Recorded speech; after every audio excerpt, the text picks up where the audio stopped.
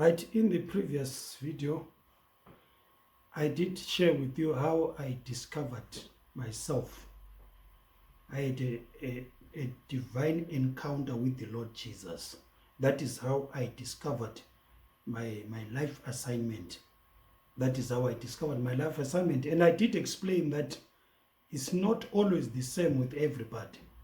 With you, it can be a dream. It can be circumstances. It can be different ways. It's not always uniform with everybody. Moses at a burning bush, that was his experience that changed his life. Paul experienced a visitation of the Lord on his way to Damascus. Joseph had a dream in Genesis chapter 37. So it's not always the same. But there is an assignment that you were born for. There is an assignment that you were born for. You need to discover that assignment, because that is where your fulfillment is found. If you don't discover your life assignment, you can never live a fulfilled life. Right. Now let me just share some keys here on what to do after you discover your life assignment. Now you see, your life assignment is like a book, which means it's got page 1, it's got page 2, 3, 4, 5. It's got chapter 1, chapter 2, chapter 3, chapter 3, right wherever, depending on how big it is. But your life assignment is actually something that you are supposed to pursue the rest of your life. Your death must actually be a signal of the end of your life assignment. You mustn't die before you fulfill your life assignment, because it will be a work that is unfulfilled, because your life assignment is what is called your work. If you don't discover it and pursue it, it will be work that is undone, or a work that is unfulfilled. You see, one problem that I've discovered with many people is that many people want to start big in life, even if they have a powerful dream, but they always want to start big. Usually your dream, when let's say you discover your life assignment through your dream, now the dream is not the beginning. The dream is actually the end. The dream is actually, the maximum of your potential being revealed to you. It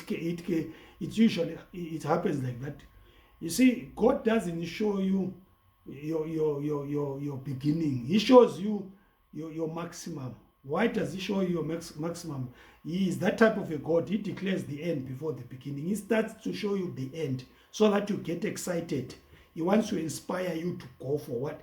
To go for your life purpose, right? He wants you to go for your life purpose. He wants you to be excited about it.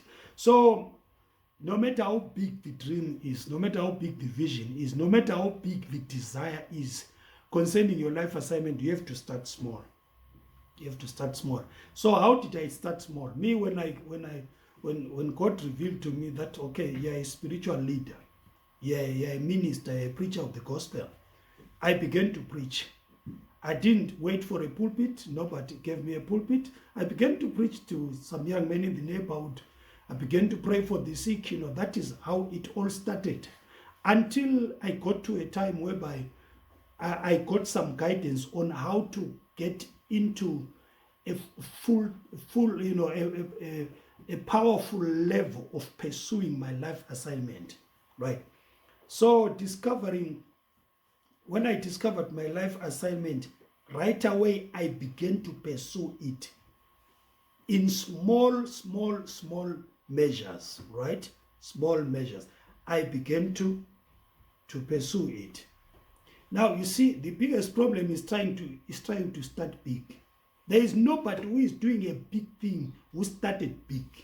Every big thing started as a small thing.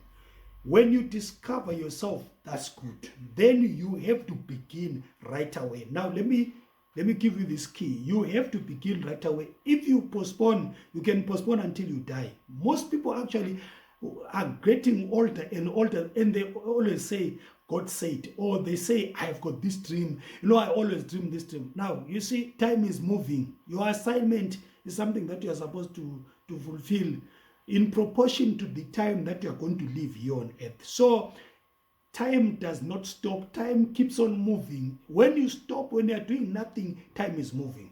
So you better stand up right now and begin to pursue your life assignment. You see, it will never work out like just work out, by itself. You have to begin to do something. You have to begin somewhere. I know you don't have the experience on how to fulfill it, to fulfill your life assignment, but you have to begin somewhere, somehow. We are going to share all those keys. So no matter how big your dream is or your vision, it starts small somewhere. When I started preaching, I did not know that one day I'll go to other nations, other than my mother nation. No, I didn't know that. I didn't imagine that one day I'll be preaching in conferences, international conference. No, I didn't know all that. I didn't know that one day I'll produce a teaching and, that will go on social media. No, I didn't know that. But I started somewhere. Now, discovering yourself is a revelation. It comes like raindrops. Have you ever watched how it rains? When it's raining, it's just drops. But those drops, eventually, they fill up the bucket.